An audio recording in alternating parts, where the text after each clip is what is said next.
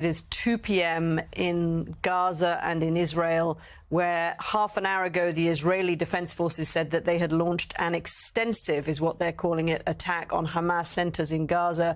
It looks a little bit from this image like the smoke has dissipated, but over the course of the last half hour, we have seen this city billowing with the smoke from attacks from the Israelis as they strike back against Hamas. Israel, of course, continuing its fight against Hamas militants as the war enters its third day now. The country has ordered a complete siege of the Gaza Strip as it works to regain control of its communities along the border. Officials stress the situation's fluid, of course, amid ongoing clashes with Hamas militants. In an unprecedented and surprise attack, Hamas militants stormed the blockaded Gaza Strip early Saturday morning. The chaos stretched across land, air and sea as thousands of rockets were fired into Israel. The death toll has now topped 1,200. At least 700 people have been killed in Israel, according to the Israeli Defense Forces. Senate Majority Leader Chuck Schumer has also confirmed that at least 4 Americans are among the dead, and that toll is expected to rise. Meanwhile, a senior Hamas official says the militant group is holding more than 100 people captive in Gaza. Joining us now from Tel Aviv, Israel, NBC News correspondent Kelly Kobiella. You're a little way away from the border there, Kelly, but what are you hearing about the situation? What is the Israeli response against Hamas at the moment? Well, we're hearing that they have launched an extensive strike on Hamas positions, large-scale strike on Hamas operational positions inside Gaza. And I think that's what we're seeing in that video, those huge plumes of smoke over Gaza City as they launch into what is potentially a next phase of their reaction to this unprecedented attack over the weekend. At the same time, here in Tel Aviv, over the past probably hour and a half or so, we've been hearing air raid sirens off and on. We hear the occasional thud, rumble, some closer than others. We know that at least 3 rockets have hit 3 different cities in the south this morning, just in the past couple of hours. So very much an ongoing situation here in Tel Aviv. And it's interesting, you know, this city is usually very, very busy in the middle of the day. I'm sure you would know, Caddy, having been here, gridlock really on the streets.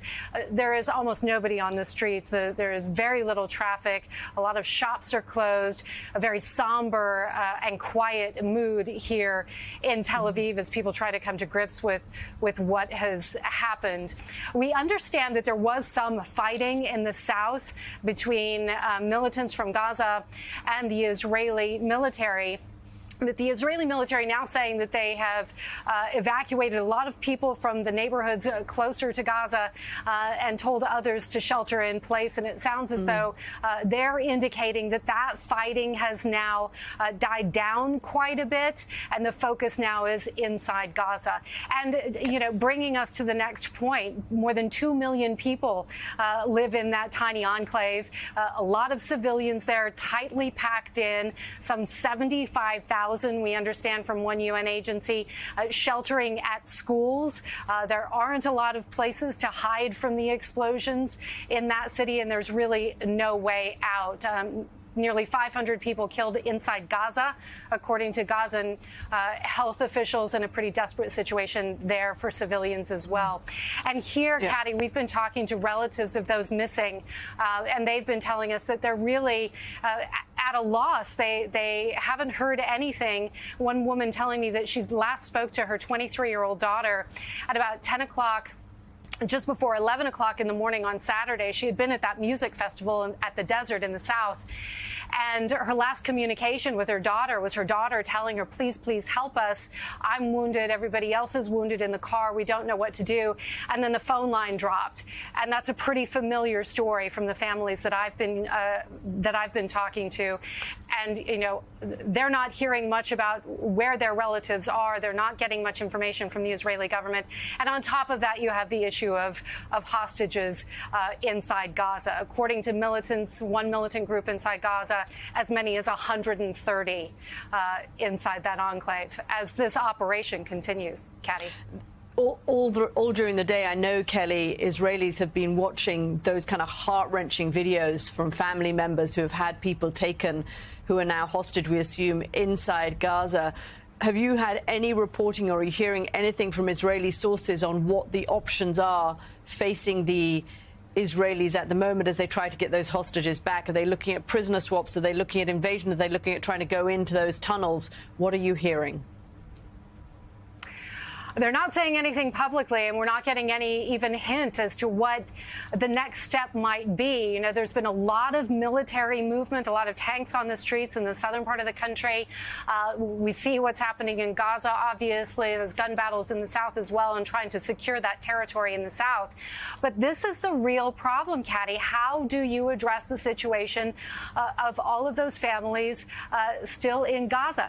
There have been some reports, completely unconfirmed and unverified, of possible prisoner swaps. But where do you even begin? Hamas, for them, these people are potential bargaining chips. They're a potential shield from a stronger Israeli counterattack or possible ground invasion. So it's hard to see where the government goes next and where Hamas goes next. Could there be a prisoner swap? I suppose that's an option. We're not hearing that anything like that is in play right now, though. Okay, NBC News correspondent Kelly Cobiella reporting for us from Tel Aviv. Kelly, thank you so much. I mean,